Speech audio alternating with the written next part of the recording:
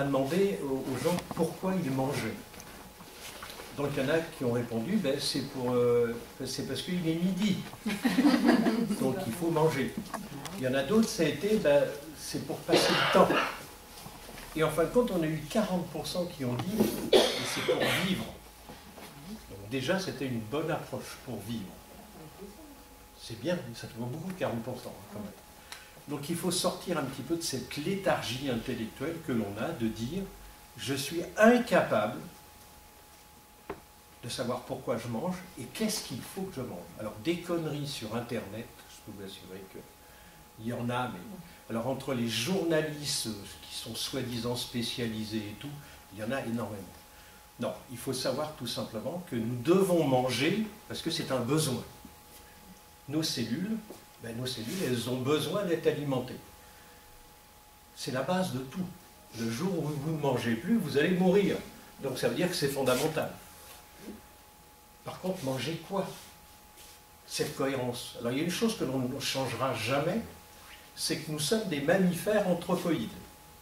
Nos cousins, c'est des grands singes. Ce n'est pas une erreur, ça fait partie de ça. Eh bien, on a le même système nutritionnel qu'eux. On a le même équilibre enzymatique, on a les mêmes organes, on est exactement fait. Et j'ai eu une expérience aux Zoos de la Palmyre, justement, où on a fait des échanges nutritionnels qui ont amené des pathologies à des animaux. Pourquoi? Parce qu'on leur faisait cuire des aliments et on donnait des aliments non conformes. Ça a amené des pathologies.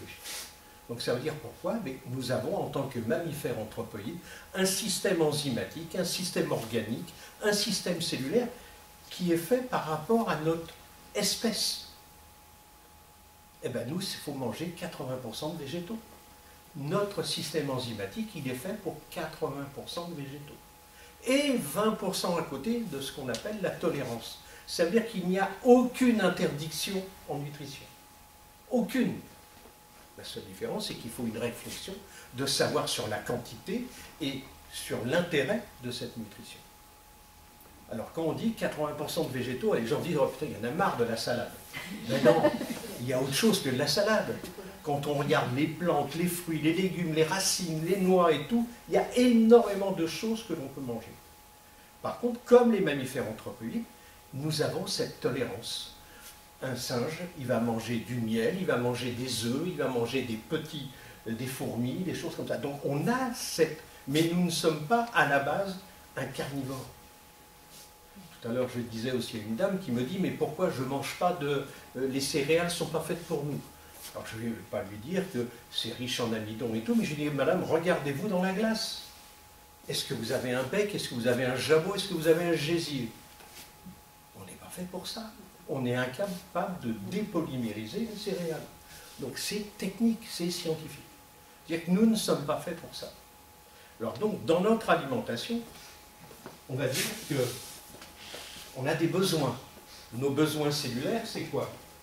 Ben, c'est les protides. J'écris très mal, mais je m'en fiche un peu. Les protides, c'est les lipides.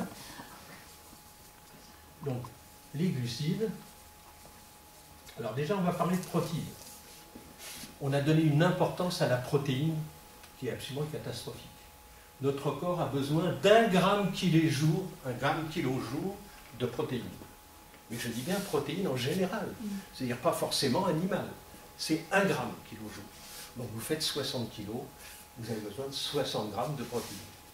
La seule différence, on n'en a pas besoin de beaucoup, parce que ce que les gens ne savent pas, ou très peu, c'est que nous produisons 52 000 protéines différentes par jour.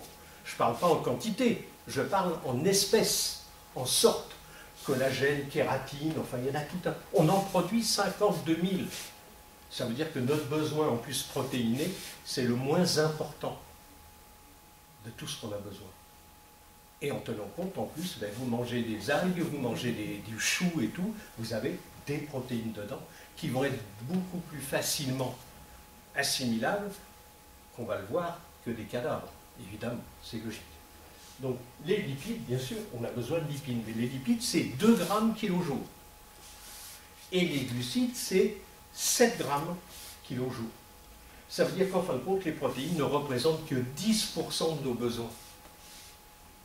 Alors que quand on écoute tout le monde, ça devrait être 40, 50, 60%. C'est 10%. Donc, ça, c'est fondamental. Après, qu'est-ce qu'on a besoin? Ben, on a besoin de vitamines. On a besoin d'oligo-éléments. On a besoin de minéraux. Et on a besoin d'acides aminés. Bon, à côté, on a besoin d'amour, d'affection, il y a tout un tas de choses. Mais je dirais biologiquement, on a besoin de ça. Maintenant, on regarde ce qu'on nous propose. On nous propose l'anidonisme, le viandisme, les produits laitiers et les overtoniens. Le problème, c'est que quand je vois... Les overtoniens, il y en a qui ne savent pas. Oui, je sais, et je le garde pour la fin. Donc ça veut dire tout simplement trouver une cohérence entre tout ça. Il n'y en a pas. La seule cohérence qu'on peut avoir par rapport à tout ça, c'est le végétal. On va prendre un exemple des minéraux. On a besoin de zinc, de manganèse. Je mange du zinc et du manganèse comme ça, je vais en mourir. Je le prends synthétisé par le thym, le persil ou le basilic, je vais pouvoir l'assimiler. C'est pareil pour l'argent, on a besoin d'argent tout le temps d'ailleurs, hein, mais l'argent, on en a évidemment dans tout un tas de plantes. Et on en a besoin au niveau du plasma sanguin. On a besoin d'argent et d'or. Pas en grande quantité, mais il nous en faut un petit peu. Eh bien, il faut aller le chercher, justement, c'est là qu'on appelle ça la bromatologie, c'est là qu'il faut aller chercher dans les plantes où il y en a. Donc on a besoin de ce genre de choses. C'est absolument pas ici que je vais trouver des minéraux, ce genre de choses. Absolument pas. On a dit longtemps, ah oui, mais manger de la viande rouge, il y a du fer dedans. Dans un cadavre, pourquoi la molécule de fer serait encore vivante un mois après, qu'elle ne serait pas rentrée en décomposition? Mais bien sûr qu'elle est rentrée en décomposition. Et en plus, on fait cuire la viande. Et dans une poêle à 130 degrés, je peux vous assurer, il n'y a absolument plus rien. Donc non, dans un cadavre, on n'a rien à récupérer. On va y venir après. Ça veut dire tout simplement que les lipides, bien sûr, les lipides végétaux, il n'y a aucun problème. L'huile d'olive, l'huile de lin, toutes ces huiles, au contraire, sont très facilement assimilables et sont, évidemment, avec la lecture, sont métabolisables. Il ne faut pas confondre digestion, assimilation, métabolisation. La métabolisation, c'est la finalité cellulaire. C'est-à-dire quand ça arrive à la cellule et que c'est utilisé. Ça, c'est la métabolisation. Les glucides, bien sûr que les glucides. Hier, on a fait une conférence sur le cancer où on a bien vu que la fermentation du glucose, donc des faux sucres, est catastrophique pour l'évolution tumorale. Donc, bien sûr, le numéro 1, c'est que maintenant, on parle énormément de sucres lents, et ça a été le problème, évidemment, des pâtes et compagnie, des sucres lents qui ne sont absolument pas utilisables. Les vitamines. Les vitamines, vous pensez bien que dans un steak qui est cuit à 130 degrés, avec en plus destructeur de cellules hépatiques. Donc on sait très bien qu'au-dessus de 100 degrés, quand vous mettez une protéine animale avec un lipide, vous avez une réaction enzymatique qui s'appelle l'acroïline. Vous pouvez aller sur Internet, acroïline, on vous explique de façon... Ça veut dire que ce n'est pas bon pour vous. Les vitamines, il faut aller les chercher où il y en a. C'est-à-dire dans le végétal, dans les fruits, dans ce genre de choses. Et tout à l'heure, on parlait des compléments alimentaires. Moi, j'ai connu les compléments, le début des compléments alimentaires. On s'aperçoit que 35 ans après, ça ne sert rigoureusement à rien. Ça n'a servi à rien. Tous les compléments alimentaires sont des produits morts, hormis la spiruline, qui reste une algue, enfin pas une algue d'eau douce. Donc, on a les vitamines, il faut aller les chercher où il y en a. Les oligo-éléments.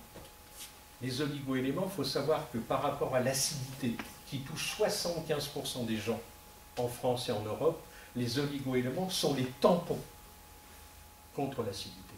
Donc les oligo-éléments, ben, il faut aller les chercher, il y en a. C'est-à-dire, et actuellement, quand on regarde ce que l'on mange, eh ben, il n'y en a quasiment pas. Il n'y en a quasiment pas. Après, ben, les acides aminés, c'est pareil. On a besoin d'acides aminés pour que justement notre système cellulaire et enzymatique puisse les transformer, notamment en glucose, mais en vrai glucose. Il faut les chercher où ils sont. Alors qu'est-ce qu'on oppose à tous ces besoins cellulaires? L'amidonisme. Ben, l'amidonisme, vous regardez ce que vous mangez. On a bien dit tout à l'heure, c'est 80-20. 80% de végétaux, 20% de tolérance. Donc moi, je peux vous assurer qu'on en parlait tout à l'heure, moi, je ne m'interdis rien, sauf que c'est le quantitatif qui est important. On peut absolument tout manger. La seule différence, c'est que c'est l'abus qui va amener systématiquement la saturation morale. Alors, pourquoi manger? Ben, pourquoi manger? Notre système cellulaire, il a besoin de tout un tas de choses, notamment le cystoplasme dont on a parlé, a besoin ben, par la lymphe et par le sang, de tout un tas d'apports. C'est ce qu'on appelle la métabolisation. Donc ça, il le faut. Qu'est-ce qui va amener ça au niveau cellulaire? C'est le sang. Le sang est le véhicule d'alimentation cellulaire. Donc si j'ai un sang qui est un petit peu déséquilibré, qui est chargé ben, de cholestérol, de sucre, de résiduels médicamenteux, de tout un tas de choses, je peux vous assurer que d'abord il sera sous-oxygéné, donc il va amener une sous-oxygénation cellulaire, ça veut dire qu'il y aura une faiblesse cellulaire, et la cellule, ben, c'est elle qui nous produit tout, hein, les hormones, qui nous produit les protéines, qui nous produit tout un tas de choses. Et le sang va être à l'image évidemment du microbiote. Le microbiote, si j'ai un microbiote qui est acide, qui est résiduel, qui est bactériologique, qui est toxinique, je vais avoir un sang à la même figure. Et évidemment, le microbiote va dépendre de ce que je vais manger. Le niveau de mon microbiote va être tout simplement à l'image de ce que j'introduis dans mon corps. Donc on a besoin d'oxygène, on a besoin d'eau et on a besoin de nourriture, de l'alimentation. Ça fait 30 ans maintenant que nous mangeons, voire souvent nous bouffons un peu, parce que ça, on ne se nutrit plus. C'est-à-dire qu'il n'y a plus de cohérence entre la nutrition et nos besoins. La faim, elle est cellulaire. Si j'ai faim, c'est que mon corps me demande quelque chose.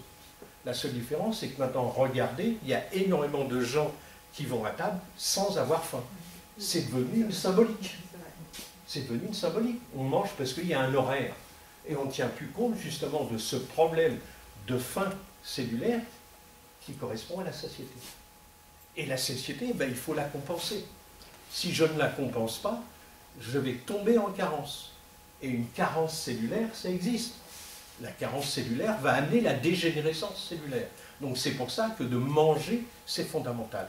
Mais il faut que ce que nous mangions soit utilisé par notre corps, soit au niveau enzymatique, au niveau hépatique, au niveau... il faut que ça soit utilisé. Donc là, c'est là qu'il y a la cohérence. Alors, je reviens à ma copine, l'amidonisme, c'est la fameuse assiette de pâtes. Ça a toujours été ma copine. Moi, quand je vois quelqu'un qui mange une assiette de pâtes, je lui dis bon courage. À quoi peut servir une assiette de pâtes? C'est du plâtrage. Il n'y a rien dedans qu'on puisse assimiler. Et encore moins métaboliser. C'est-à-dire que quand on mange une assiette de pâtes, alors des fois on se donne bonne conscience, on met un petit peu de saumon, un petit peu de choses comme ça, mais l'assiette de pâtes, on va en assimiler entre 3 et 4%. Ça veut dire qu'il faut que mon travail organique et tout en élimine 97%. C'est ce qu'ils prennent, les cyclistes, avant de faire une grande randonnée, une grande pâtée de... Bien sûr, alors, je vais te situer un exemple. Je travaille avec Bègle Bordeaux, le club de rugby de Bègle Bordeaux, depuis 12 ans. Quand il y a 12 ans, Pardon. Si, Je comprends pourquoi ils ils sont sont toujours bons face quand au même. stade toulousain. Mais je suis toujours pour Toulouse. Je ne t'ai pas remarqué, je suis toujours pour Toulouse. Mais je leur ai dit, mais arrêtez de bouffer ça. Quand vous arrivez sur le stade 2 heures ou 3 heures après, les gars sont encore en digestion. Et au niveau du PEPS et compagnie, On m'a dit, mais c'est pas possible. C'est pas possible. Je peux vous assurer que maintenant, ils y sont mis, et il n'y a pas photo. Vous regardez maintenant, quand vous avez un reportage sur les équipes de France, que ce soit rugby, foot et compagnie, vous voyez essentiellement du végétal et un peu de viande blanche. Mais ils ont rectifié aussi à ce niveau-là. Et c'est logique, parce qu'on avait des temps de digestion par incompatibilité. Si on mange des pâtes avec un morceau de viande, c'est deux mélanges complètement différents. On a un produit acide, un deuxième produit acide, on rentre ça dans un produit, normalement notre intestin est alcalin, il y a une confrontation de milieu, c'est une catastrophe au niveau de digestion. Donc la pâte n'est pas notre alimentation. Alors quand on regarde, oui. Le riz, est-ce que c'est une blague ou pas? Alors le riz est une céréale, c'est la meilleure des céréales. Ah. Mais pourquoi? Parce que d'abord il faut le laver avant et il faut le laver après. Et quand on voit toute la cochonnerie qui sort du riz, ça c'est ce qu'on appelle de la colle d'amidon, ça va rester dans le corps, c'est une cata. Toutes les plaques d'athérome qu'on a sur les aortes et tout, c'est de l'amidon, tout simplement. Et en plus c'est hyper inflammatoire. D'accord. C'est inflammatoire. Donc on sait très bien que... Alors il n'y aurait que les pâtes. Maintenant il faut savoir que l'amidonisme représente 37% de notre alimentation. Les pâtes, le pain, on nous dit que le pain est un aliment. Il faut arrêter de dire des conneries. Le pain, il est cuit à 200 degrés. Ça ne peut pas être un aliment. Qu'est-ce qu'on peut tirer? Alors qu'on mange une tartine de pain de temps en temps pour le plaisir. Mais bien sûr, il ne faut pas se l'empêcher. Mais le problème, c'est qu'on en mange 10 fois de trop. Et actuellement, ce que l'on a souvent en cabinet maintenant, et je l'ai de plus en plus, c'est qu'il y a des gens qui viennent, à qui on a détecté des cirrhoses du foie, et qui ne boivent pas d'alcool. Mais qui mangent une baguette et demie, 2 baguettes de pain par jour. Il faut savoir que l'amidon, quand il reste dans l'intestin, se transforme en alcool hépatique. Et c'est l'alcool le plus dégénérescent au niveau du foie. Alors donc, il y aurait les pâtes, le riz, le pain, les petits gâteaux, la pomme de terre. Tout ça, c'est 37%. Pas la patate. La patate intelligente, mais il ne faut pas interdire la patate. Pourquoi interdire la patate?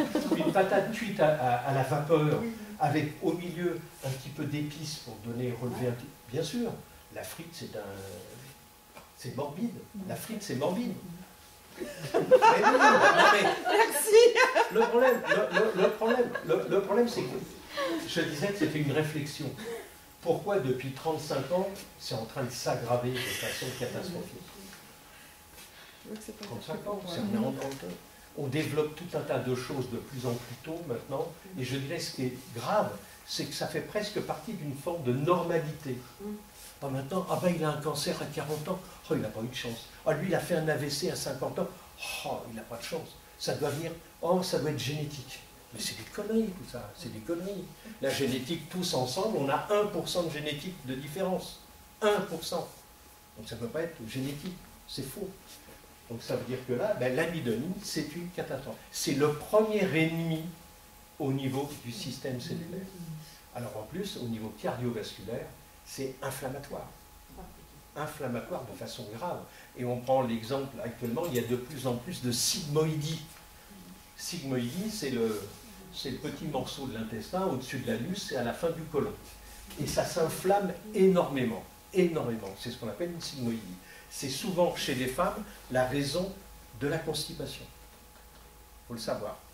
Mais par contre, il y en a de plus en plus. Donc on est obligé de raccourcir le sigmoïde, de couper une partie du côlon pour ne pas avoir des problèmes. Donc ça, c'est une des raisons d'inflammation, évidemment, due à ça. La candidose qui se développe assez facilement, je peux vous assurer qu'avec de l'amidon, voilà. Par contre, aujourd'hui, il n'y a personne qui est capable de dire l'amidon est inassimilable par le corps humain.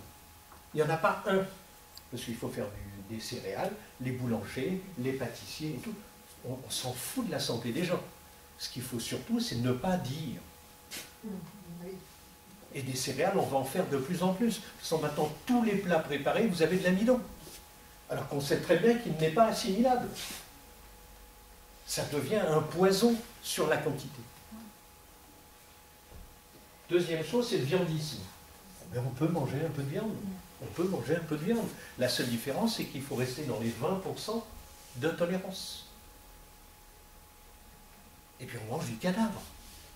Est-ce qu'on est fait pour manger du cadavre? Moi, quand j'entends des coachs sportifs de dire « mais attention, il faut manger de la viande rouge pour les protéines », mais c'est une connerie, il n'y a pas de protéines dans la viande rouge. La viande rouge, c'est un cadavre, et les protéines, elles sont mortes dès le départ. Ils disent plutôt de la viande blanche. Comment? Ils disent plutôt de la viande Alors, blanche. on va y venir. La seule différence, c'est que la viande blanche moins, parce que d'abord, il n'y a pas le sang, et puis ça dépend. Si tu manges un poulet qui a été tué il y a 3 semaines et qui est en décomposition, le problème sera le Ouais, même. c'est clair. De toute façon, c'est le cadavre. Bon, l'intérêt du poisson, qui est, je dirais, qui fait partie de notre alimentation, mais c'est pareil, c'est pas du poisson tous les jours, parce que ça reste des protéines animales. Et ici, on a de la chance d'avoir du poisson qui a 24 heures ou 48 heures maximum, parce qu'au-dessus, tu le sens. Donc, ça veut dire. Donc, on n'est pas fait pour manger ce genre de choses. Alors, évidemment, il y a la tolérance. Alors, on dit, oui, mais pour les protéines, on va les chercher, il y en a. On parle des œufs.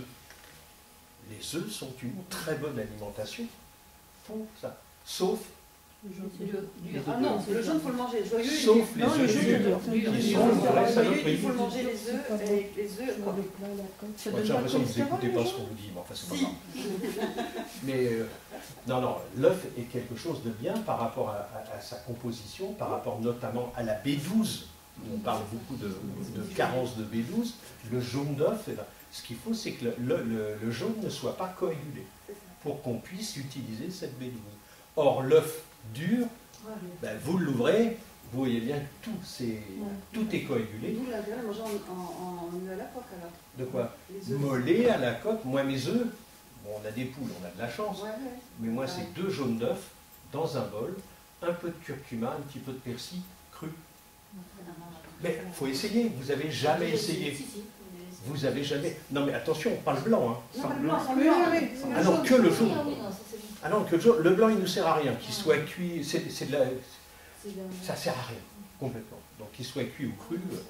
Mais donc, l'œuf comme ça, je peux vous assurer qu'au niveau de l'apport B12, notamment, 2 fois des œufs par semaine, ça suffit largement. Donc, alors, évidemment, cru, il y a une assimilation, une métabolisation qui se fait très rapide. Donc, alors après, le poisson, alors il faut dire aussi que dans les viandes, la cuisson est catastrophique. Moi, j'aime bien qu'on dise j'ai acheté un bon poulet bio, extraordinaire. Je dis bon, tu le fais cuire comment? Ah ben à 180 degrés au four, c'est extraordinaire. Ça veut dire qu'on mange de la pâtée, il n'y a plus rien, il n'y a plus rien. Comment les grands-mères faisaient avant, c'était au coin d'un fourneau, 70-80 degrés maximum. Là, on avait au moins une coagulation qui était... Il faut savoir que tout ce que nous mangeons qui est coagulé devient un coagulant. Tous les viandards, je suis désolé, on le voit tout de suite au visage et à la structure sanguine. On le voit tout de suite. Donc, la coagulation, comme l'acidification, parce que quand on parle de viande, la viande est un acidifiant. Les pâtes sont des acidifiants. Donc ça veut dire qu'on est alcalin. À la naissance, on est alcalin. Il faut faire le lien d'ailleurs avec le lait de la mère. Le lait de la mère est alcalin. Et d'un seul coup, on passe à des laits animaux qui sont acides et caséiques. Il y a des chocs traumatiques au niveau des gosses qui sont évidents complètement. Et avec des résurgences cutanées, avec tout un tas de problèmes. On n'est pas fait pour ça, mais il ne faut pas le faire. Le troisième, c'est les produits laitiers. Alors, il y a une tolérance, on en parle, il y a une tolérance dans le produit laitier. De temps en temps, un fromage au lait cru de chèvre et compagnie, bien sûr. Mais il faut bien savoir, c'est que de toute façon, ce que je disais tout à l'heure, nous ne produisons plus de lactase. Dès le sevrage, nous ne produisons plus de lactase. C'est-à-dire que nous ne pouvons plus transformer le sucre du lait, qui est le lactose. Donc il y a une tolérance, oui. Moi, quand je mange du chèvre, on m'en ramène d'à côté de Poitiers. Moi, c'est 1 fois par semaine, à la limite 2 fois par semaine pour faire plaisir, mais toujours le midi. Jamais le soir. Jamais de protéines animales le soir. Ça fermente ou quoi? Comment? Ça fermente dans le corps, je sais pas. C'est pas que ça fermente, c'est que ça complique le système de digestion. Ça rallonge la digestion. Tout à l'heure, je discutais avec Paul François, là, qui est là. Il se réveille tous les matins à 4 h du matin. 4 h du matin. Bien sûr, quand je vois, il m'a dit ce qu'il mangeait le soir, je lui dis, bien sûr. C'est ce qu'on appelle l'heure hépatique. 4 heures du matin, c'est l'heure du foie. Donc ça veut dire que systématiquement, on n'est pas fait pour ça. Moi, je sais que je ne mange, sauf que socialement, quand on est invité quelque part, on n'a pas le choix, mais je ne mange jamais de protéines animales le soir. Jamais. Et on n'a pas de confrontation, ce fameux confrontation de milieu. Et ce fameux confrontation de milieu, c'est ce qui amène des digestions de 3 heures, 4 heures, 5 heures. Alors que normalement, le soir, une digestion classique, végétale, alors que ce soit soupe et compagnie, c'est 1 heure, 1 heure et quart. Donc ça a une incidence évidemment sur le foie et sur le sommeil, systématiquement. Donc les protéines le soir, c'est à bannir, sauf exceptionnellement. Donc là, à ce moment-là, on rentre dans la tolérance. Et dans la tolérance, c'est jouable parce que nous avons une cohérence à côté. Moi, si je mange de la viande le soir, invité, ben le lendemain, je reprends mon système alimentaire classique. Il n'y aura absolument pas, je dirais, de perversion de côté nocif.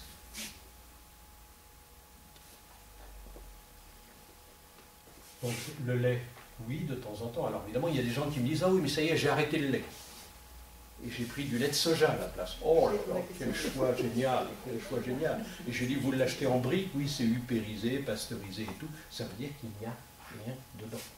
Sauf que le lait de soja, il faut bien savoir que le lait de soja, qui est très riche en phytoestrogènes, la flash pasteurisation ne les tue pas tous. Ça veut dire que vous consommez des phytoestrogènes qui sont déjà en mauvais état et qui sont souvent perturbés par justement. Donc c'est pas bon. C'est pas bon. Donc, le lait sans lactose, tout ça, écrémé, c'est du pipeau, ça sert à rien. Ça sert à rien de toute façon. D'abord, sans lactose, on ne peut pas enlever le lactose complètement du lait, c'est pas possible. Et puis de toute façon, le lait, dans ces cas-là, qu'est-ce qu'il vous a apporté? On nous dit, et chers collègues, médecins d'ailleurs, disent toujours, ah oui, mais si vous avez un problème d'ostéoporose ou d'arthrose, buvez du lait. Mais c'est la plus grosse connerie qu'on puisse entendre. Le lait est le plus grand déminéralisant. Pourquoi? Ben, tout simplement, quand vous upérisez systématiquement, vous pasteurisez un lait, vous allez tuer le calcium. Vous allez tuer une partie du magnésium. Et par contre, vous ne tuez pas le phosphore. Parce que le phosphore résiste à ce genre de température. Donc votre système enzymatique, vous allez boire du phosphore avec un peu de magnésium, il va dire, oh là là, pour pouvoir l'assimiler, même si je ne peux pas, il faut que j'aille chercher du calcium et du magnésium. Et on va aller chercher sur le système ostéo-articulaire. Donc ça veut dire que le lait est le plus grand déminéralisant. Tous les buveurs de lait, les grands buveurs de lait et les mangeurs de fromage finissent avec de l'arthrose, de l'ostéoporose, des tendinites, tout ce genre de choses. C'est ce que j'ai. Voilà. Ah non, mais c'est... Voilà. Et puis alors là, j'ai réservé ça surtout pour mesdames, les ovairtoniens. Ovaire. Les ovaires, c'est le terme technique, ovairtonien, ça n'a rien à voir avec les ovaires. C'est la drogue. La drogue. Oui, la drogue, c'est toutes les choses dont on devient addict. Ah, d'accord. D'accord. Chocolat? Non, le chocolat n'a jamais été un gros problème tant qu'on reste dans des quantités intéressantes. Mais je dis toujours, c'est marrant, l'homme est hyper intelligent parce qu'on interdit, je pense que c'est pour en garder un peu plus pour soi, on interdit le chocolat aux chiens et aux chats, alors que ce sont des mammifères comme nous, et que la théobromine qu'il y a dans le chocolat en quantité est aussi dangereuse pour nous que pour les chiens et les chats. Et ça, c'est pour pouvoir en garder un peu plus à mon avis. Donc les ovairtoniens, c'est tout simplement l'alcool. Alors l'alcool distillé, je précise bien. Alors le vin n'est pas une interdiction. Le vin rouge, surtout le vin rouge, est tolérable. C'est pas 15 verres par jour, évidemment. Hein. C'est un verre de temps en temps à un repas, il n'y a aucun problème. Par contre, beaucoup plus acidifiant, évidemment, le rosé et le blanc. Donc là, je peux vous assurer qu'il y a un verre de vin blanc, en général, il est à un pH de 5,2, 5,3. C'est-à-dire que derrière, pour compenser, pour rééquilibrer, il faut boire 14 à 15 verres d'eau. On le fait rarement. On le fait rarement. Vous qui êtes jeune, un verre de Coca-Cola. Non, je ne vois pas ça. Non, mais un verre de... vous allez pouvoir le dire à vos copines. Un verre de Coca-Cola, c'est un pH de 4,2. C'est-à-dire que quand on boit un verre de Coca-Cola pour récupérer le pH, c'est 27 verres d'eau, normalement. Quand vous voyez les mots, ils en boivent 3, 4 verres, une bouteille et compagnie. Vous comprenez qu'après, au niveau de l'acidification, c'est clair. Et la vaporette? Et là, ben, la vaporette, ça me fait penser à tout un tas de choses. C'est-à-dire qu'on verra les côtés nuisibles dans 5 ans ou dans 10 ans, qu'on aura vu qu'on a développé certaines pathologies pulmonaires par rapport à ça. Et la vaporette, c'est pas mieux que la cigarette, il ne faut pas rêver. Bon, hier, je vous ferai remarquer que sur on n'a pas parlé de la cigarette. Non. Parce que la cigarette, si vraiment ça tuait, on interdirait la vente. Ça fragilise énormément, c'est vrai. Mais moi, quand je vois les chiffres que l'on donne, c'est un peu, il y a beaucoup de bidons. Il y a des gens qui vivent jusqu'à 90 ans, 95 ans en fumant une cigarette de temps en temps. Donc, ça fragilise un peu, mais si à côté on a une réponse cellulaire et une réponse pulmonaire, on n'a pas d'évolution tumorale au niveau des poumons. Ce n'est pas la cigarette qui est le... Hein, mais ce que j'aime bien, c'est qu'on marque sur les paquets, la cigarette tue, mais on la vend quand même. Donc, c'est sympa. Voilà. Bon. Et après, donc les Overtoniens, 2 saloperies immondes, que sont le café et le thé. C'est les femmes. Oui, il y a le thé d'été. Des femmes. Ben oui. Demain, je fais une conférence sur Alzheimer. Il y a des liens qui sont faits complètement maintenant entre la dégénérescence neurologique et le café et le thé. Ce n'est pas par rapport au café et au thé, c'est par rapport à la composition. Il n'y a pas plus acide que le café et le thé. Alors il y a des naturaux qui me disent « Ah oui, mais moi je n'ai jamais entendu. » Cours de diéto-nutrition universitaire, je leur fais lire la première année. Il y a 4 pages sur le thé. Il faut voir justement tous les dégâts au niveau intestinaux que ça amène. Ce sont des acidifiants énormes. Et le café, pareil. Alors si je vous parle de méthionine, de cystéine, de taurine, de théine, de caféone et tout, ce ne sont que des acidifiants. Alors ce n'est pas le café avec des copains le jeudi après-midi. C'est le problème tous les jours. Le problème, c'est qu'on a un système hépatique qui est incapable, en quantité, de gérer notamment la méthionine, la cystéine et la théine. Le problème, c'est que si on leur donne tous les jours, le foie est dépassé. Et le problème, c'est que ça, si ce n'est pas traité, ça retourne dans le sang. Et c'est là qu'on voit que ça a une incidence, tout simplement. Alors, ça a une incidence au niveau intestinal. Pourquoi? Ben parce qu'on sait très bien que les neurotransmetteurs, par exemple, sont fabriqués par l'intestin. La sérotonine, la dopamine sont fabriqués par l'intestin. Ce sont des tampons à l'acidité neurologique. Le problème, c'est que si on ne produit plus des neurotransmetteurs, de la dopamine, ça facilite évidemment la production d'adrénaline, de cortisol, qui sont des acidifiants. Donc on sait très bien que ces 2 choses-là sont complètement impliquées. Un titre technique un peu plus, on sait très bien que Alzheimer, il y a un des facteurs de d'évolution d'Alzheimer, c'est ce qu'on appelle les amyloïdes et les protéines de tau. Les protéines de tau, ce sont 2 protéines qui sont produites tout simplement pour structurer les myélines. Donc les myélines. À partir d'un moment où on a un niveau, un pH qui est trop bas, ces 2 protéines sont produites en quantité très importante. Et au lieu de structurer les myélines, elles recouvrent les myélines et déconnectent les neurones l'un à l'autre. On le sait très bien, ça fait 20 ans qu'on le sait. Alors plutôt que de donner des traitements qui ne servent rigoureusement à rien sur Alzheimer, allons chercher, allons expliquer pourquoi cette acidification stimule ces 2 protéines et essayons de faire comprendre aux gens que cette acidification, elle vient de ce que nous faisons, de ce que nous mangeons et aussi de ce que nous pensons. Parce que systématiquement, une personne stressée va produire énormément plus d'adrénaline, de cortisol, donc va acidifier évidemment ce genre de choses. Donc, café, thé, alors les gens disent oui, mais vous vous rendez compte que le café et le thé, moi si le matin je n'ai pas mon café, je ne peux pas aller travailler. Il vient de dormir. Il vient de dormir. Donc il y a quand même une anomalie quelque part. La seule différence, c'est que cette montée de tension, en fin de compte, quand on a ce coup de boost du café, c'est une montée de tension. Attends, le thé, c'est des plantes? Comment? Le thé, c'est des plantes? Ah oui, mais il y a toutes les plantes, il y a des plantes qui empoisonnent. Hein. il y a des plantes qui sont mortelles. Hein. Donc il y a des champignons qui sont mortels, il y a des plantes qui sont mortelles. Le problème, c'est que... alors on nous dit, oui, regardez les Asiatiques. Ouais. Ben oui, mais la seule différence, c'est que les Asiatiques, vous allez en Chine ou au Japon, on boit du thé, ben, on ne boit pas de vin, on ne boit pas de lait, on boit pas... Il y a tout un tas de choses, et maintenant ils ont une génétique par rapport à ça. C'est pareil pour le riz, on nous dit, regardez, ils ne mangent que du riz. Ben oui, mais d'abord ils le préparent plus intelligemment que nous, de toute façon, et puis à côté, ben, ils ne mangent quasiment pas de viande, c'est des génétiques alimentaires qui sont complètement différentes. Ils n'ont pas de pain. Et ils n'ont pas de pain non plus, non. Et les pâtes, ils n'en mangent pas non plus. Donc il y a plein de choses qui font que, justement, on a fini par créer une fameuse génétique nutritionnelle.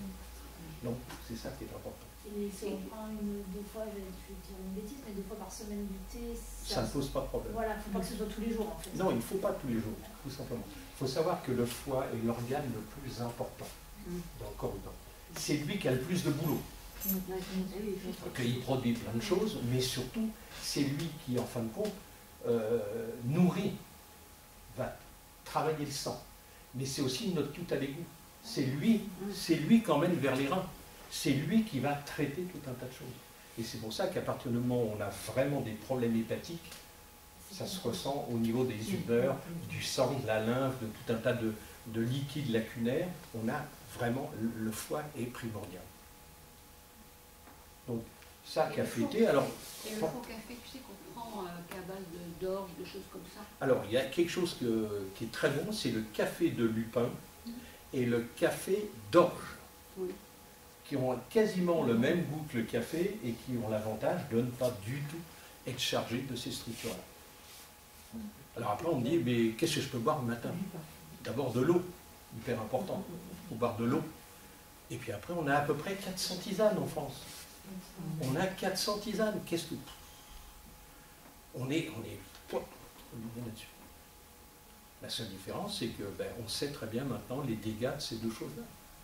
Alors je vous dis, c'est pas la tasse, c'est la consommation. Alors si on prend ça, ça, ça et ça, je peux vous assurer qu'on est un peu dans la mélasse. Parce qu'on revient à ce qu'on disait tout à l'heure. Là, on est à 37%. Là, on est à 24%. Là, on est à 15%. Donc, 39%, on est déjà presque à 70%, contrairement aux 80% déjà qu'on devrait avoir en végétal. Donc, on est à l'opposé. On est à l'opposé complètement. Or, notre structure, j'ai bien expliqué au départ, notre structure, elle est faite pour le végétal. C'est du végétal qu'on peut tirer absolument tout ce qu'on a besoin au niveau cellulaire. On fait l'inverse. Et le problème, c'est que je dis toujours, moi je trouve qu'il y a une léthargie par rapport à l'alimentation. On ne se pose pas, on est tombé dans une normalité en disant on mange, et tout le monde va en profiter. Hein. Moi j'aime bien qu'on dit, mais on interroge un directeur de grande surface qui dit oh, j'avais 60 références de pâtes, maintenant j'en ai 180 tellement la demande est là. Et les yaourts? Les yaourts. Je vais raconter tout simplement une expérience que j'ai eue il y a 2 ans. Il y a 2 ans, j'ai été donc en Guyane, à Cayenne, tout simplement chez un ami là-bas, Christophe, qui est gastro-entérologue au CHU de Cayenne. Et il m'a dit, mon fils était militaire là-bas, encore là-bas, je lui ai dit, je vais y aller. Et il m'a dit, mais on ne comprend pas, regarde l'obésité, regarde tous les problèmes ici. Alors en plus, en Cayenne, c'est un peu le système brésilien, ils mettent des collants fluo, donc je peux vous assurer, les mômes... Il y a des jeunes filles qui ont 15 ans qui font 130, 140 kilos. Mais je lui dis tout simplement. Il m'a dit, je ne comprends pas. Je lui ai dit, c'est facile à comprendre, viens. Je l'ai emmené donc à Cayenne, on a fait Carrefour, on a fait Lidl. Je lui ai dit, regarde, on vit en pleine jungle là, il y a des choses énormes. Regarde la composition des caddies.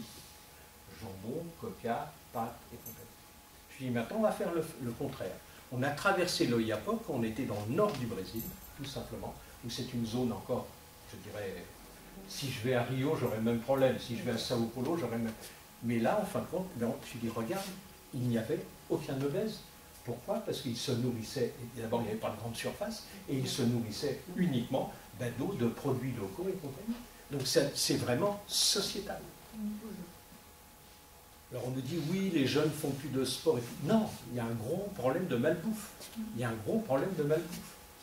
C'est-à-dire que tout ce que nous ne pouvons pas assimiler, nous le stockons. Alors, est-ce que les véganes ont raison? Comment? Est-ce que les véganes ont raison? Non, Non. non. Moi, vous savez, on a connu le vegan, mais je ne suis même pas végétarien. Je mange essentiellement des végétaux, 80% de végétaux, mais je prends plaisir de temps en temps à manger un morceau de viande, à manger du poisson et tout. Il n'y a pas de solution miracle.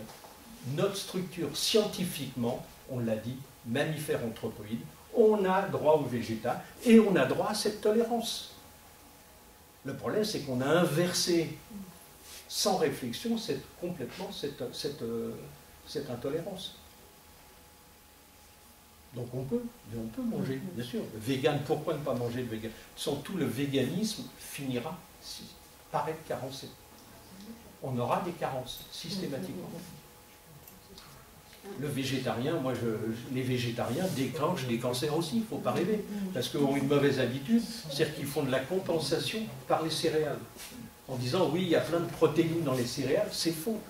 C'est faux. Les lentilles, c'est la même chose. Les haricots, Alors, les lentilles. Moi, mon prof, Grégoire Jovet, que vous connaissez, m'a toujours dit, à partir du moment où tu es obligé de faire cuire quelque chose pour le manger, c'est que c'est une tolérance. C'est-à-dire qu'on ne peut pas le manger cru, c'est que c'est une tolérance, tout simplement. Et la cuisson est quand même le destructeur numéro un. Tout ça. Ouais, les gens, je leur dis, mais attendez, vous êtes vivants. Maintenant, depuis 30 ou 40 ans, on ne mange que du mort. On ne mange que du mort, systématiquement. Mais les lentilles, on peut Il y a un les faire moment germer. où, de toute façon, comment? Les lentilles, on peut les faire germer. On peut les faire germer, oui, bien sûr. Elles sont assimilables. Elle est assimilable, si vous préférez, la lentille cuite, mais on lui donnait des qualités énormes et tout, alors qu'en fin de compte, une fois qu'elle est cuite, on a tué 90% de son potentiel utile.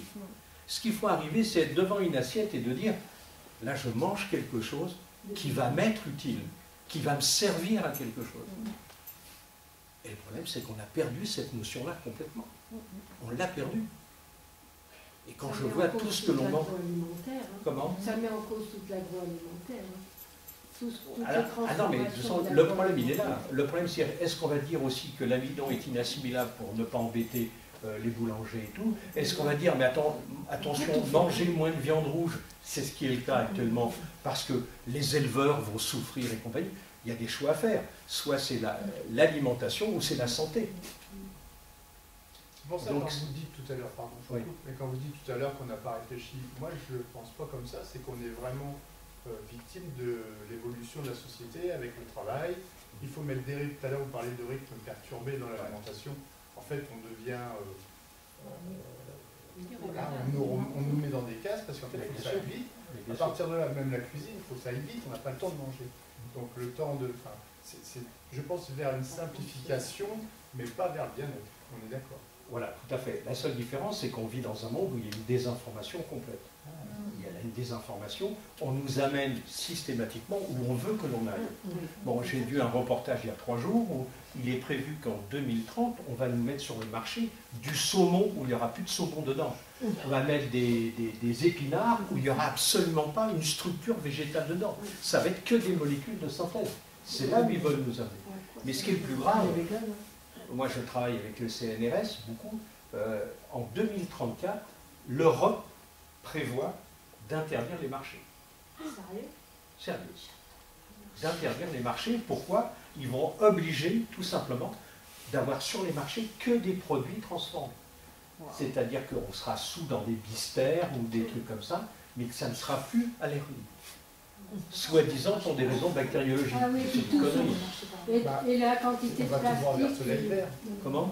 On va tout droit vers le soleil vert. Ah bah, bien sûr, complètement. Non mais, Moi, j'avais une question sur les yaourts. de Comment? plastique. C'est une question sur les yaourts. oui. Dans les produits laitiers, moi j'ai eu l'habitude d'entendre que les yaourts étaient moins toxiques Que dans le les lait. produits laitiers que le reste. Moi, la seule chose que je peux vous dire, c'est que Nestlé vient d'être condamné il y a 1 mois et demi à 800 millions d'amendes parce qu'ils utilisaient dans les biofidus et compagnie des ferments qui était interdit depuis 25 ans dans l'élevage des cochons. Ils ont été condamnés pour 800 millions d'euros. Parce que, alors, je reviens à un truc, c'est qu'en fait, il y a quelques temps, ça, j'ai fait des courses pour ma mère, et elle voulait des yaourts. Et quand j'ai voulu trouver des yaourts, il a vraiment fallu que je cherche. Parce qu'il y avait des produits laitiers, plein, qui ressemblaient à des yaourts, qui avaient le pot de yaourt, mais qui n'étaient pas des yaourts. Et qui avaient du sucre, qui avaient je ne sais quoi. Et le vrai yaourt, c'est en fait, il y en a très peu. Mais il y en a plus. Il y en a presque pas.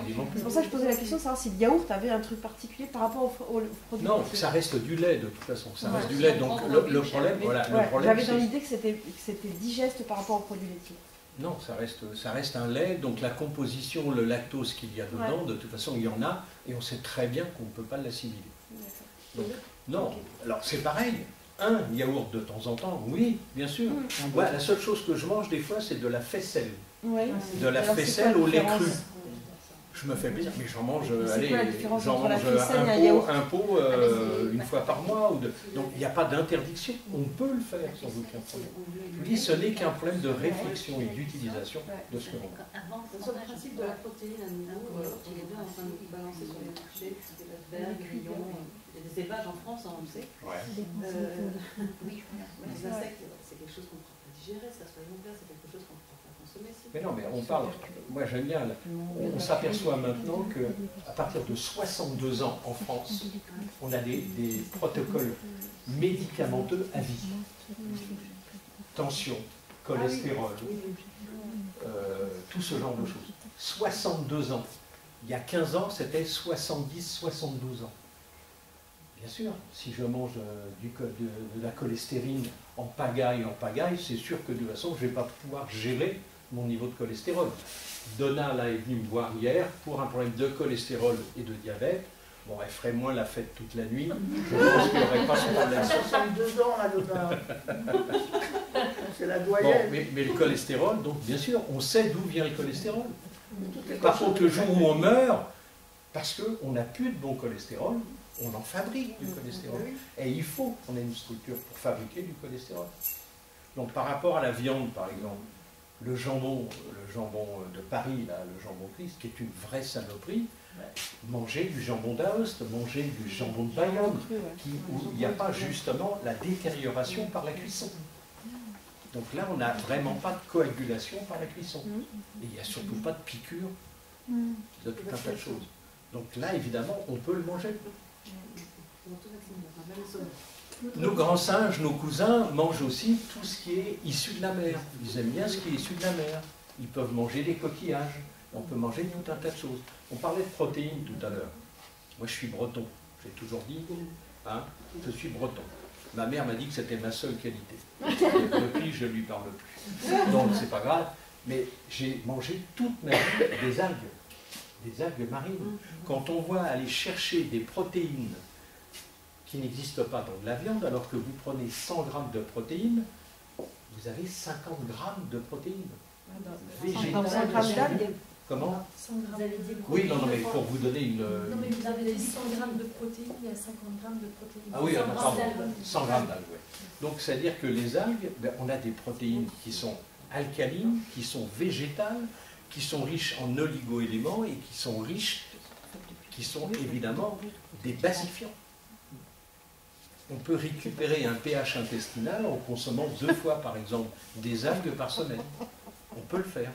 Je voulais te demander combien de temps on fait quand on est déséquilibré donc, au niveau de sa microbiote. On fait ton protocole avec donc, 80% de végétal, tout ça.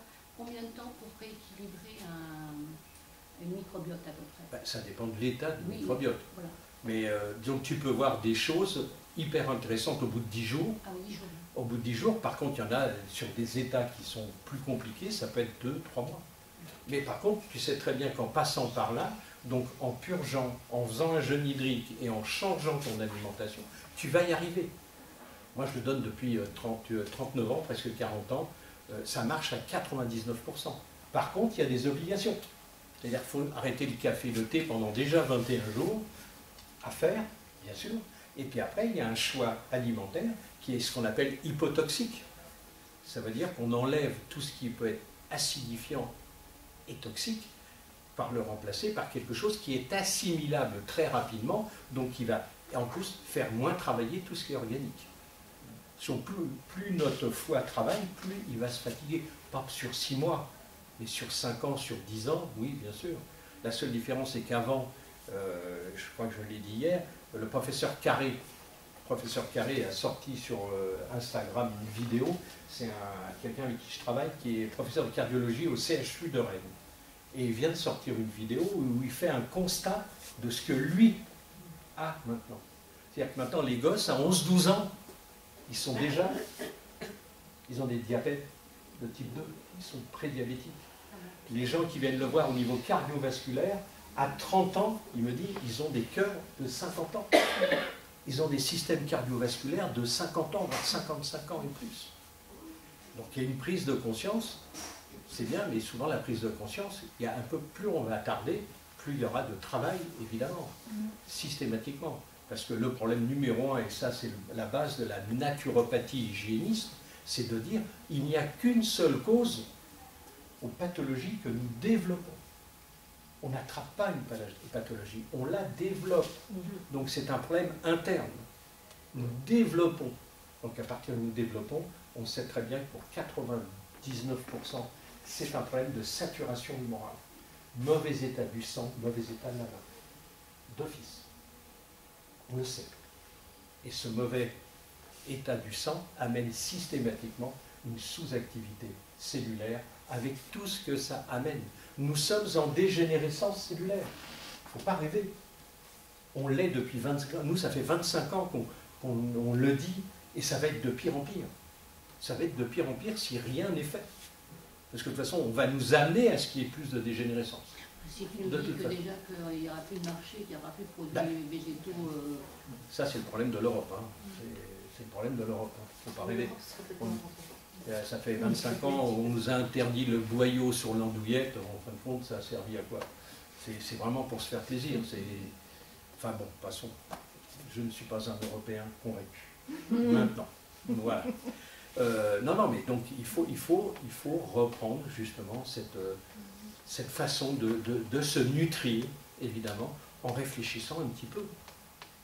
Il y a plein de possibilités, il y a plein d'aides en plus. Il y a des bons bouquins. Il faut acheter des bouquins écrits par des professionnels aussi. Que les journalistes qui écrivent des bouquins sur la nutrition, il y en a plein, et quand je vois le nombre de conneries qu'il y a dedans, c'est assez faramineux. Non, on a tout en notre possession pour changer. Là, on n'a pas eu le temps, mais je fais une conférence notamment à Bordeaux, là, bientôt, au Palais des Congrès, sur la régénérescence cellulaire. Vous allez voir un médecin, il va vous dire, la dégénérescence, oui, on ne vous parle pas de la régénérescence. Et on peut très bien, évidemment, arrêter le phénomène, mais surtout revenir en arrière. On a tout ce qu'il faut au niveau cellulaire. Mais par contre, il faut que ça soit alimenté intelligemment. Notre système cellulaire, c'est lui qui a toutes les solutions. Et on a des milliards de cellules. Donc ça veut dire qu'il y a du boulot à faire. Mais c'est à nous de le faire, c'est pas aux autres, hein, de toute façon. Est-ce qu'il y a des questions? Est-ce que vous avez sorti des livres? Comment? Est-ce que vous Alors avez moi sorti j'écris des livres parce que je suis encore vice-président de l'Université du Pays Basque. On écrit des livres là-bas. Aux grandes dames de l'ordre des médecins d'ailleurs. Comme on a écrit le dernier, c'est sur le Covid, il a été interdit 8 mois. Et au bout de 8 mois, on nous a dit, écoutez, il n'y a pas de problème. On a amené 80 kilos d'études. 80 kilos, on nous a dit, écoutez, oui. Savoir que l'Université du Pays Basque, c'est 103 procès avec l'ordre des médecins. On a gagné les 103. À chaque fois qu'on écrit un bouquin sur l'arthrose, c'est exactement pareil. On a écrit sur la dépression nerveuse, voilà. On en a écrit, il y en a sur la stase fécale, c'est la constipation. L'ordre des médecins a porté plainte. Parce qu'on disait des choses qui étaient vraies. Qui étaient vraies, mais qui étaient à l'encontre des traitements qu'eux pouvaient donner contre la constipation. Vous voyez que ça avoir des livres. Ah oui, des livres, on peut en avoir, oui, bien sûr. Bien sûr. Oui, tout à fait. L'Ordre des médecins, il a été créé sous Vichy, il ne faut pas l'oublier. L'Ordre des médecins a été créé sous Vichy. Voulez-vous demander les plantes séchées, thym, romarin ou ortie? Oui, bien sûr. Est-ce qu'elles gardent... Elles gardent complètement, si on reste en dessous de 40 degrés. Ah d'accord. Il faut 40 degrés. À partir de 40 degrés, c'est bon pour tout d'ailleurs. la déshydratation, il faut bien savoir que la déshydratation existe dans le monde entier. Vous allez en Afrique, vous allez en Asie, on fait sécher, on déshydrate tout simplement des produits. Donc là, il n'y a pas d'altération, il n'y a pas surtout de coagulation. C'est important. Moi, je peux vous assurer que chez moi, c'est ce que je disais tout à l'heure, il y a de la feuille de cassis, il y a de la feuille de ginkgo, il y a de l'ortie, il y a de la feuille de menthe, il y a absolument tout qu'on a sur les terrains et qu'on fait sécher, et je ne vais pas acheter de... Donc non, la déshydratation n'est pas une altération. Tant qu'elle reste à 40 degrés. C'est pareil pour les algues, c'est pareil pour tout un tas de choses. Pour éliminer les métaux lourds de l'organisme, qu'est-ce qui est mieux? D'abord épuration. Oui. Épuration, parce que les métaux lourds, avant de se fixer, ils voyagent dans le sang, systématiquement. Donc faites de l'épuration sanguine, de la fluidification sanguine, vous allez en éliminer. Les métaux lourds, c'est exactement comme le résiduel médicamenteux. Toutes les structures, il faut savoir qu'un Doliprane, par exemple, un Doliprane, on met 7 mois à éliminer un Doliprane. 7 mois. Quand les médecins prescrivent plein de choses. Oui, ce sont des prescripteurs, madame, ce ne sont pas des médecins. J'insiste. Madame, quand vous allez voir un médecin, vous allez le voir et il vous dit, vous venez me voir pourquoi? C'est à vous de lui dire pourquoi vous y allez. Moi, c'est ce que je disais tout à l'heure, moi je reçois quelqu'un, ça dure 45 minutes, il y a plein de choses à voir. Il y a le visage, il y a la posturologie, il y a le pouls chinois, il y a tout un tas de choses à faire qui va nous permettre de donner un axe de travail obligatoirement. Donc ça veut dire que, ben oui, les médicaments sont... Il y en a un qui a eu ce juste mot, c'est le Evin, la fameuse loi Evin, qui a dit tout simplement, d'abord, on cache les effets secondaires des médicaments, et tous les médicaments sont des poisons. Pourquoi? Parce qu'une structure chimique ne peut pas être comprise par notre système enzymatique et notre système cellulaire. Donc il y aura systématiquement un problème de rejet. Et si ce n'est pas assimilé et métabolisé, ça fout le camp dans le sang. Donc c'est pour ça qu'on a plein de sang résiduels qui sont inflammatoires. Et le sang, quand on voit toutes les pathologies que l'on développe, notamment au niveau ostéo-articulaire, bien sûr, c'est le sang qui véhicule ce genre de choses. Alors en plus, on sait très bien, alors j'aime bien quand on dit, vous avez un problème au foie, je vais vous donner ce traitement-là. Donc le foie, qui est hyper intelligent, va dire, ce traitement, c'est bon pour moi. Ça ne fonctionne pas comme ça. Si on veut nettoyer le foie, il faut passer par le sang. Votre foie, il baigne dans le sang. La thyroïde, c'est pareil. Le pancréas, c'est pareil. La rate, c'est pareil. Si j'ai un sang cohérent, mais bien sûr que le sang va faire son boulot, tout simplement. Si j'ai un sang incohérent, au lieu de remplir mon rôle de soins, d'alimentation et compagnie, je vais pénaliser cet organe. Par l'acidité, par le sucre, par le cholestérol, par tout un tas de choses. Et surtout par la coagulation. C'est quand même le foie qui épure le sang. Comment? Le foie est d'être. Oui, mais s'il fonctionne bien. Ouais. S'il fonctionne bien. Or, il va fonctionner selon son environnement aussi. Alors en plus, le foie, il faut un renouvellement des cellules du foie en permanence. Il en faut. Si vous avez une activité cellulaire qui est sous-oxygénée, qui ne remplit que le tiers ou la moitié de son boulot, je peux vous assurer que vous n'aurez pas ce renouvellement en permanence. Il faut savoir qu'on renouvelle notre corps tous les 7 ans. Tous les 7 ans, on a un corps qui est quasiment refait à neuf. Donc ce qui permet de vivre à 85 ans sans problème. Si on meurt à 40 ans, c'est qu'il y a des choses qui n'ont pas été faites. Et hélas, la nutrition est le fil conducteur numéro 1. Parce que l'activité cellulaire va dépendre de ce qu'on va introduire dans notre corps. C'est facile. Il faut que les gens se fassent opérer dans la vésicule biliaire. Quoi? Il y a des gens qui se font opérer de la vésicule biliaire. Oui. La vésicule biliaire, elle est attachée au foie, on est d'accord, non? Non, s'il faut faire la vésicule biliaire, c'est la poubelle du foie. D'accord. D'accord? C'est la poubelle du foie. À partir du moment où la vésicule n'est plus là, tu te retrouves avec une saloperie qui est là, qui est prise par le pancréas, mais qui n'est pas du tout fait pour ça. Il faut savoir que quand on fait une ablation de la vésicule biliaire, on multiplie par 17 les chances de pancréatite. Par 17.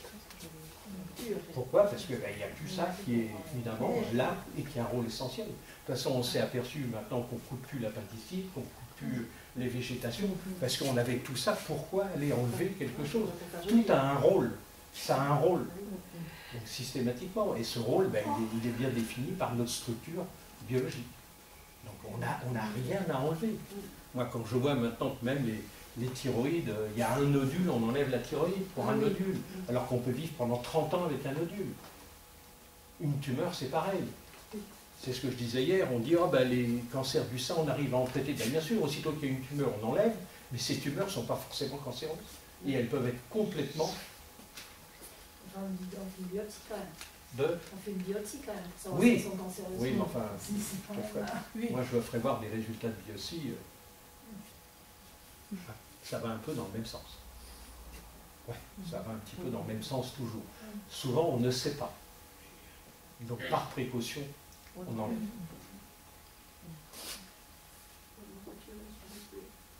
Oui. Ah oui, sans aucun problème, madame. On a dépassé 15 heures, mais il n'y a personne. La vitamine D, vraiment on en a besoin, à part le soleil, je veux dire, on la vitamine D, oui. Mais on a besoin de tout. On va revenir de là. Alors, en plus, il y a eu ce problème des compléments alimentaires où on a essayé de scinder les structures. C'est-à-dire qu'on a fait consommer de la vitamine C, de la vitamine A, ce qui est une ineptie, parce qu'on parlait de synergie tout à l'heure. La vitamine A, tu ne peux la métaboliser que si, la vitamine C, que tu as de la A, de la E et de la vitamine D. Si on n'a pas ces quatre-là, on ne peut pas métaboliser. C'est pareil pour la vitamine D. On va dire, vous allez prendre de la vitamine D, des choses. Si on est carencé en A, en E et en C, la vitamine D, on ne peut pas la métaboliser. On ne peut pas la métaboliser. Donc tout ça, c'est des structures. C'est ce que je disais tout à l'heure pour la B12. Tout à l'heure, le kiwi. Oui. Oui. Meilleur que l'orange, je dirais. Comment? C'est meilleur que l'orange. Ah, meilleur que l'orange, vu que c'est moins acide. Mais dans le kiwi, on a B12, tout simplement. Et c'est un des seuls fruits, comme l'argousier où il y en a, mais on a A, E et C. Donc là, on a une synergie d'origine qui permet justement l'assimilation. Mais la D, est-ce qu'on doit faire un complément en hiver? Non. C'est toujours pareil, quand on fait un complément, ça veut dire qu'on est passé à côté de quelque chose. La vitamine D, il y a plein de choses où on peut en trouver. Je veux dire avec le soleil. Ah non, ça c'est le soleil, ça permet de la synthétiser, ce qui est tout à fait différent. La vitamine D, tu en as dans les produits de la mer. Tu en as dans les produits de la mer. Tu en as un peu dans les œufs. Il y a des endroits, il y a certains végétaux, évidemment, où on en a. Mais en fin de compte, le fait du soleil, c'est pour la synthétiser plus rapidement. Voilà. Et c'est grâce aux UV, tout simplement. Et le magnésium, excusez-moi, j'en finis. Le magnésium, on le prend partout, je veux dire, dans les fruits secs, les amandes. Bien sûr, du magnésium, il y en a plein de choses. Il y en a plein. Tu sais qu'un chou contient beaucoup plus de calcium que du lait. D'assimilable, le chou, par exemple, les choux contiennent plus de calcium. Qu'est-ce que tu penses du sérum de Quinton? Oui, mais je préfère manger des huîtres. Oui, mais quand on n'aime pas les huîtres. Hein? Quand on n'aime pas les huîtres. Tu aimes l'eau de mer? Un petit coup de stérimar, c'est bon. Voilà. Non, mais le Quinton, on en revient de toute façon au complément alimentaire. Ouais. Tu n'assimileras pas le sérum de Quinton comme tu peux assimiler du poisson, des crevettes ou des choses comme ça. Mais on va dire que c'est un bon complément, une aide, mais c'est pas assez. D'accord. C'est pas assez. Mais tu peux boire de l'eau de mer. Hein. Tu peux boire de l'eau de mer, sans aucun problème. Tu vas à la plage et tu bois l'eau, quoi? Non, les saloperies qu'il y a dedans. Je vais à Chassiron, en haut de l'île d'Oléron. Oui. Là, tu as de l'eau qui est translucide. D'accord. Tu peux la boire sans aucun problème. Bon, si c'est un Royan avec toute la merde qui descend sur on est d'accord. c'est toujours pareil. Il faut qu'elle ait été brassée. Voilà. Mais non, il n'y a aucun problème par rapport justement à l'eau de mer. De toute façon, il faut bien savoir que, alors, on nous dit qu'on descend du poisson, ce qui n'est pas inexact d'ailleurs. Tout ce qui est lié à la mer est très bon pour nous. Pourquoi? Ce ne sont que des produits alcalins. Mais est-ce que l'alimentation des animaux a une incidence sur nous? L'alimentation. Des animaux, les poissons qui sont en élevage, qui sont plusieurs sûr, milliers, on leur donne des granules, on ne sait pas ce qu'il y a dedans. C'est plus des produits de la mer. Oui, ben, c'est plus des produits de la mer quand ils sont. Tout à l'heure, j'ai dit la viande rouge est la plus riche en purine. C'est-à-dire la purine qui est quelque chose de catastrophique pour le cardio. Allez travailler. Cardiovasculaire. Et en fin de compte, dans 100 grammes de viande, nous avons 5,5 grammes de purine. Le deuxième, c'est le thé, 4,30. Le troisième, c'est le café. Et le quatrième, c'est le poisson d'émail, qui finira premier. De toute façon, tellement la merde qu'on leur donne. Mais on n'a pas... La maladie de la vache folle n'a servi à rien. On n'a pas appris, en fin de compte. On n'a pas appris.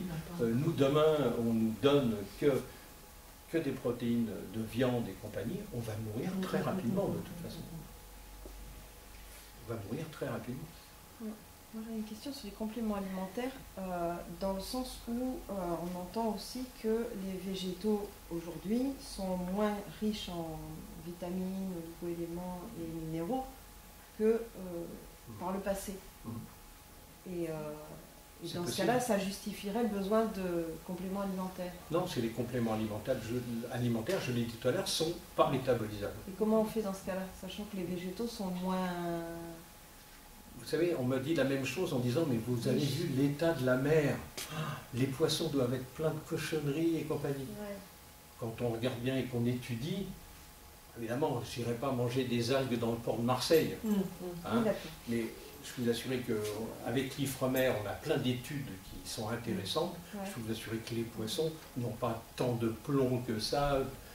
Il y a des idées, et je peux vous assurer que le jour où on fera les mêmes études que l'on fait en mer sur la Terre, tout le monde partira en bateau. Tout le monde partira en bateau, parce que c'est nettement... Alors on nous fait voir des sacs plastiques, oui. C'est vrai que c'est dégueulasse, c'est des déchets. Mais l'état de la mer par elle-même, au niveau pollution, moi je peux vous assurer que nous on fait des algues de la baie de Morlaix, là. Ifremer fait des contrôles en permanence, je peux vous assurer qu'il y a une eau qui est absolument... Alors c'est vrai qu'elle est très froide, elle est très balayée, très mouvementée, donc il n'y a pas de dépôts qui se font. Mais bon, mais c'est vrai de toute façon qu'on va vers un épuisement, de toute façon, de la nature, de la végétation, systématiquement, comme on va à un épuisement de la flore et un épuisement de la faune. Il y a plein de bestioles qui meurent, il y a plein de plantes qui disparaissent, systématiquement on ira. Vous savez qu'en pharmacopée véritable, on a étudié 6000 plantes. On en connaît 380 000 sur la Terre entière, 380 000. La seule différence, c'est qu'on sait que tous les 5 ans, il y en a entre 4 et 5 000 qui disparaissent.